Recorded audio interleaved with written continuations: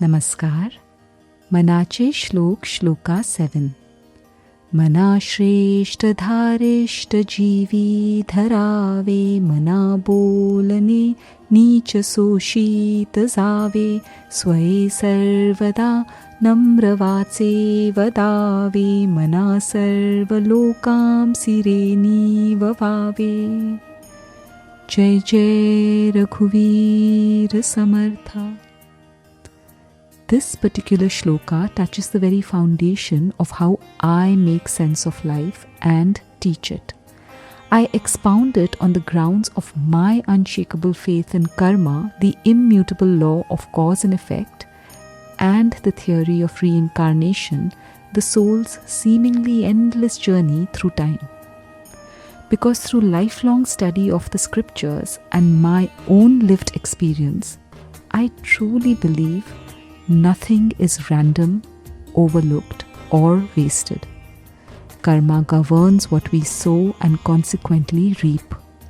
Reincarnation is the vast field across which we reap what we have sown and sow anew. Come, let us break this down line by line. Line 1. Manashreshta dharishta jivi dharave. This opening line of Shloka 7 takes me straight to the oft-quoted Shloka 14 of chapter 2 in the Bhagavad Gita. Matra sparshastu kaunteya shitoshna sukha dukkadaha agama paino nityaha tam stitikshasva bharata. Meaning, O Arjuna, contact with the world through the senses gives rise to experiences of heat and cold, pleasure and pain. They come and go. They are impermanent. Therefore, learn to endure them. Remember, having remained utterly silent throughout chapter 1, Krishna begins his sermon in the Bhagavad Gita only in Shloka 11 of chapter 2. And right off the bat, he introduces, as it were, the foundational secret of a happy and blessed life, the quality of titiksha, cheerful endurance, because the world keeps turning its kaleidoscope. There is an old Bollywood song I find myself humming often. Zindagi ki yahi reet hai, haar ke baad hi jeet hai. थोड़े आंसू है थोड़ी हंसी आज गम है तो कल है खुशी. This, my friends, is the reality of life. A victory here, a defeat there. Tears one moment, laughter the next. Sorrow today, joy tomorrow. As the saying goes, परिवर्तन संसार का नियम है. Change is the only constant in life. And if every rise lifts us to the clouds of joy and every fall throws us into the dumps of despair, life becomes that terrifying roller coaster we would have never signed up for in our right mind. Swami Samartha Ramdas therefore asks the mind to cultivate dharishta, an inner steadiness that neither success intoxicates nor adversity destroys. Those who possess such fortitude are not undone by life's changing seasons. They learn from them, grow through them, and most importantly, enjoy them. Through the mortal journey, the true abode of peace and happiness is a mind that remains courageous and steady through the varying vicissitudes of life. Line 2. Mana bolane neech soshita zave. I was nearing the end of my teenage years when my Baba encouraged me to attend a local satsang. To everyone's surprise, including my own, I got hooked almost immediately. Friday after Friday, I found myself seated amongst a group of middle-aged women listening to Bhagavan's Vachan. One particular Friday, after a devastating altercation with my stepmother, I arrived completely shattered. I wept inconsolably right through the satsang. The lady conducting it asked me to stay back after. I poured my heart out to her.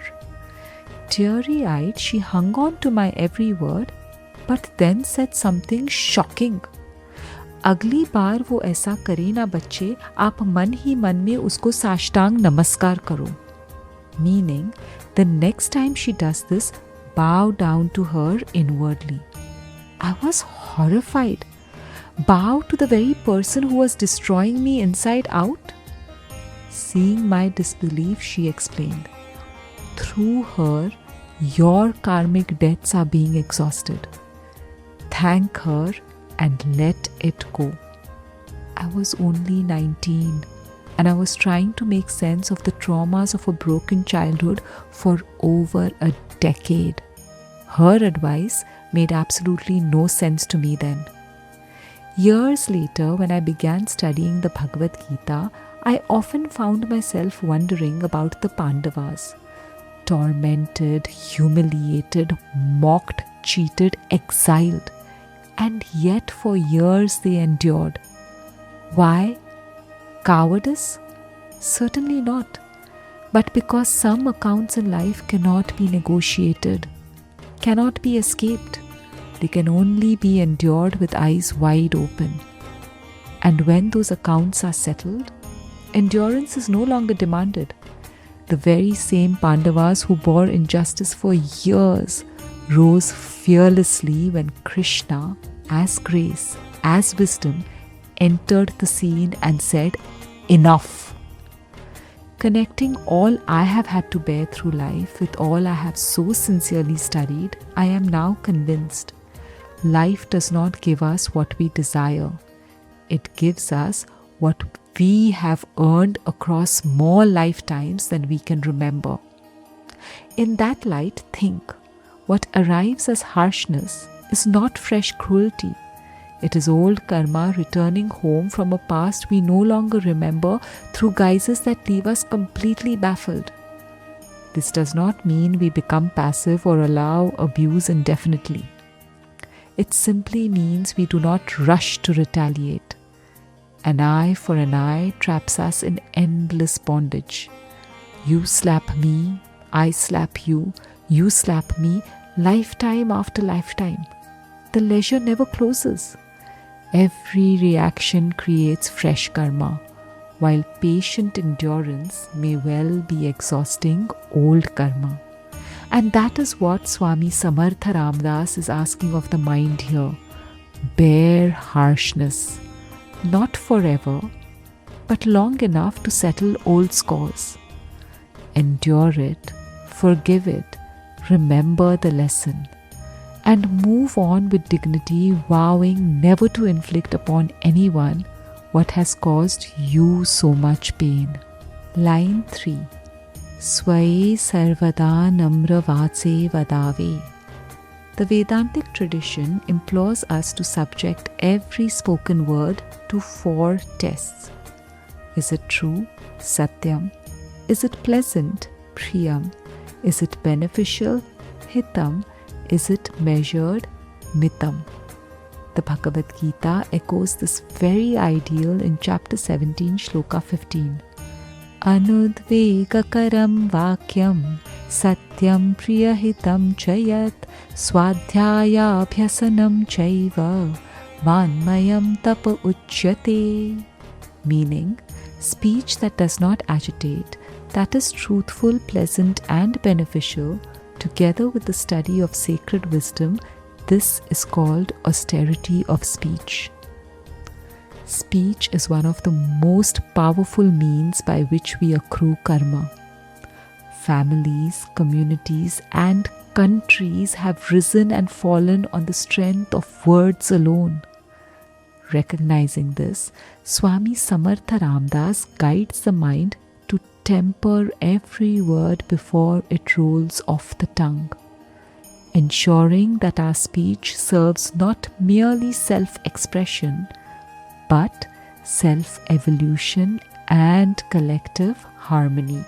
Line 4. Mana sarva lokan sire niva vave. Don't let people pull you into their storm, pull them into your peace. beautiful words by Kimberly Jones align so perfectly with how Krishna describes a true devotee in chapter 12, shloka 15 of the Bhagavad Gita. Yasmano dvijate loko, lokano dvijate chayaha.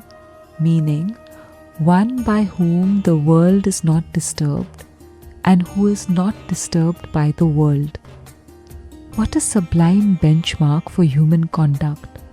What a simple yet profound measure of spiritual evolution.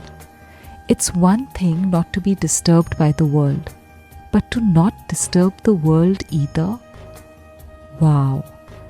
Think, when you walk into a room, do people feel judged or accepted? Tense or relaxed? Smaller or uplifted? In this concluding line of Shloka 7, Swami Samartha Ramdas invites the mind to create that rare human being whose thoughts, words and actions leave behind comfort rather than conflict, harmony rather than hostility, and peace rather than agitation. A person in whose presence the world can rest easy. 4 Marathi lines in plain English. O beloved mind of mine, cultivate noble courage, steadfastness, and inner fortitude. Patiently endure the harsh, insulting, and lowly words of others. In measured words, always speak what is true, kind, and beneficial. And finally, conduct yourself in a way that brings peace, settledness, and ease to all people. Until next week, Krishnaya Arpanamastu.